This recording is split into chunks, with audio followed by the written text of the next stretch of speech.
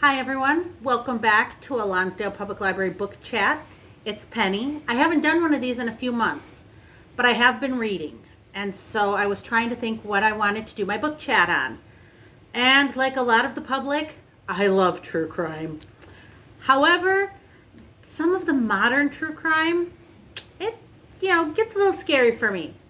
I'm not into horror stories that would give me nightmares. But the ones I find myself drifting to are older true crimes. So back in 1888, Jack the Ripper was on the scene for just 5 months, terrorized the Whitechapel area of London. And even though people have always been interested in true crime, it seemed like it really reached a fevered pitch at that time. Also, right around that time, actually the same year, Sherlock Holmes was first published. Sir Arthur Conan Doyle published his first Sherlock Holmes. And so people were just fascinated by true crime and detectives. And so several of the books I am recommending today are from that time period. It's actually the end of the Victorian era, 1890s, to the Jazz era, which is the 1920s. And so I'm going to start with actually a very popular one. It's called Devil in the White City by Erik Larson. And rumor has it it's soon to be a Hulu miniseries. The more I looked into that, the more I realized rumor has had that for the last 7 years or so. So I'm hoping it gets made into a miniseries, but I'm not holding my breath for it right now. And it's actually 2 stories in one. So the reference in this, the White City, is Chicago as it's preparing for the 1893 World's Fair. And Chicago is a bustling metropolis, and this is its way to show the world that it has arrived. And of course, it's flawed. A lot of the plans are falling apart. They're having to do things very quickly. And during that, there is a man named H.H. Holmes. He actually had a different name, but he went by H.H. Holmes. And he confessed at the end to killing 27 people. But there are experts who believe that he killed upwards of 200 people. He was quite a nice gentleman, people would say, quite a very charismatic person. And most of the people he killed were actually young women who came to the cities to work, because at this time women were coming into the cities and working on their own, and so they would stay at his hotel. He also killed children, and he didn't do it gently. He enjoyed the suffering. So yes, it's a little bit more morbid than I usually would go, but it really was fascinating, and especially with everything else that was going on in Chicago at the time, including the invention of the Ferris wheel. This was the first World's Fair that had a Ferris wheel. I highly would recommend reading this one. It's very, very interesting.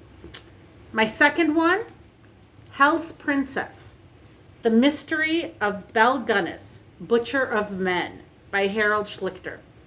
Doesn't that sound creepy? She is actually credited as one of the first known female serial killers. Between 1902 and 1908, estimated 25 to 50 hired hands, transients, bachelors, answering an ad in a newspaper. She put ads in the newspapers all over the Midwest, and these gentlemen would come to marry her, and everything would seem good for a few days, and then they'd disappear. And her farm in Indiana, the news was very, very sensationalist. And so there'd be headlines advertising the Indiana murder farm. And she didn't just kill the men. She would dismember them. And when she was caught during her trial, her house was set on fire. And there were bodies found in it. Dental records at the time were not as well done as they are now.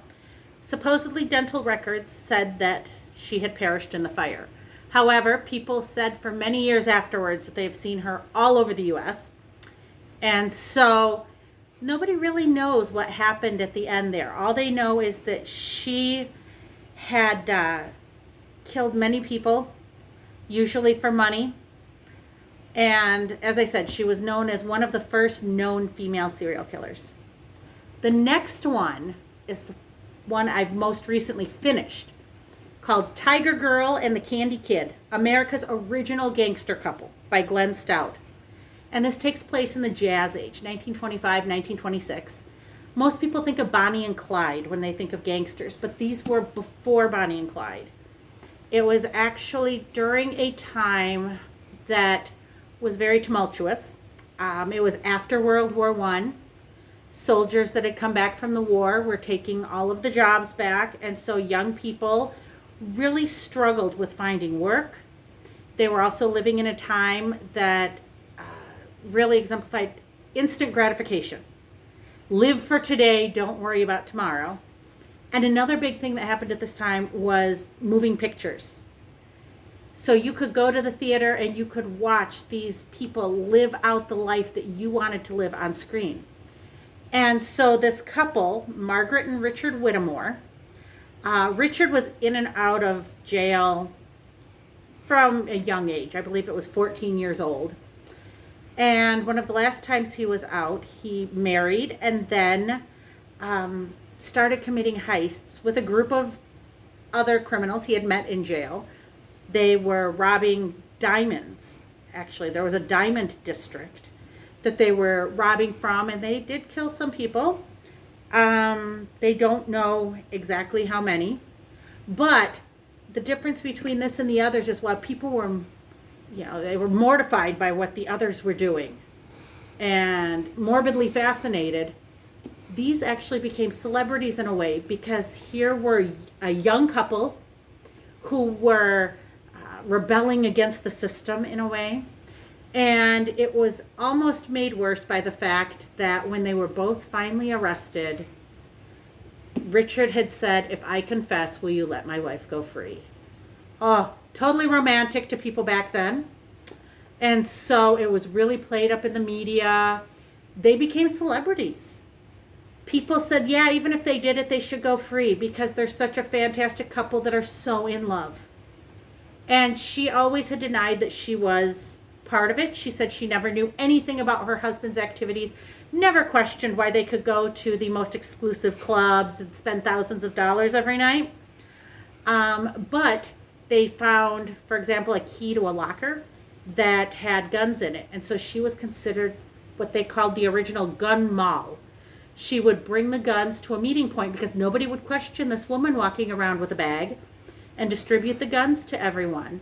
And when he was arrested, she stood by him until his execution and said no matter what he had done, even though she didn't believe he did any of this stuff, no matter what he done, she still loved him. So they were a rather romantic couple. The last book, if you can see, I actually have a bookmark in it because I've just started it, but I wanted to recommend it to you because it fits in with these perfectly. It's called The Case of the Murderous Dr. Cream, The Hunt for a Victorian-Era Serial Killer by Dean Jobb. And in a span of 15 years, he murdered as many as 10 people in the United States, Canada, and Great Britain. Because at the time, for example, he murdered 6 people in Canada and the U.S. and was put in jail for 10 years. Because of the times, though, they didn't have the technology we have. He left after he got out of jail and went to Britain, changed his name, and managed to murder again. And at the time, there wasn't a lot of sharing across the ocean. In fact, Scotland Yard had just started up at the time that he had started his killing over there. And so they really didn't have a good base to find out who was doing the killing. And as I said, you can see that I'm not very far into it, but I was reading up. I've already seen the first victim. He was a doctor. He was taking advantage of the poor and the destitute women. He was taking care of women who had no place else to go, who didn't know a good family doctor, and he was poisoning them. And because I had mentioned that Sherlock Holmes had come out just a few years earlier, his trial came in 1892. just a few years earlier, Sherlock Holmes had come out. And so this doctor actually had the nerve to write to Scotland Yard and offer his assistance as a consulting detective, which is what Sherlock Holmes does in the fictional Sherlock Holmes books.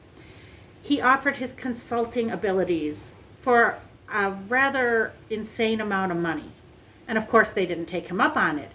But that was where his thought process was that he could kill people and get rich quick while offering this consulting business. And he managed to get away with it a few times. I can't wait to find out how they catch him. I'm really excited to get to the end of this book. So again, if you like true crime, but like me, maybe don't like the things that go bump in the night as much, these Victorian ones are great. And they're not too scary because we look at them now and think, oh, he totally would have gotten caught. But at the time, they got away with it for quite a while. So thank you very much, everyone, for listening, and we'll see you again later on.